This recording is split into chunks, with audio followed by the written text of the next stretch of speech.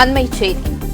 போலி தவறான பத்திரங்கள் தொடர்பான குற்றச்சாட்டில் ஆதாரம் இருந்தால் பத்திரங்கள் செல்லாது என மாவட்ட பதிவாளர் அறிவிக்கும் விவகாரம். முறைகேடான பத்திரங்களை செல்லாது என மாவட்ட பதிவாளர் அறிவிக்க வழிவகுக்கும் அரசாணையை ரத்து செய்து உத்தரவு பிறப்பிக்கப்பட்டுள்ளது. இதுகுறித்த கூடுதல் விவரங்களை செய்தியாளர் ஆனந்த்குமார் வழங்க கேட்கலாம். வணக்கம் ஆனந்த்குமார், இதுகுறித்த முழு விவரங்களையும் பதிவு பண்ணலாம். வணக்கம்.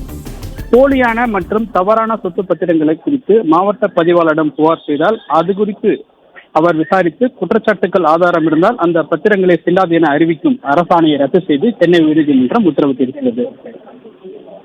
தமிழக அரசின் புதிய சட்டப்பிரிவை எதிர்த்து நித்யா பழனிசாமி உள்ளிட்டோர் சென்னை உயர்நீதிமன்றத்தில் வழக்கு தொடர்ந்தனர். அதில் தவறான மற்றும் போலியான சொத்து பத்திரங்கள் குறித்து மாவட்ட பதிவாளரிடம் புகார் செய்தால் அது குறித்து அவர் விசாரித்து குற்றச்சாட்டுகள் ஆதாரம் இருந்தால் பத்திரங்களை ரத்து செய்வதற்கான தமிழக அரசு அரசாணை பிறப்பித்திருப்பதாகவும், இந்த சட்டப்பிரிவு என்பது இரண்டு சட்ட விரோதமானது எனவும், எனவே இதில் பல்வேறு விதிமீறல்கள் இருப்பதற்கு வாய்ப்புகள் இருப்பதாகவும், சிவில் நீதிமன்றங்கள் தான் இதில் முடிவெடுக்க முடியும் எனவும் மனுதாரர் தரப்பில் தெரிவிக்கப்பட்டது.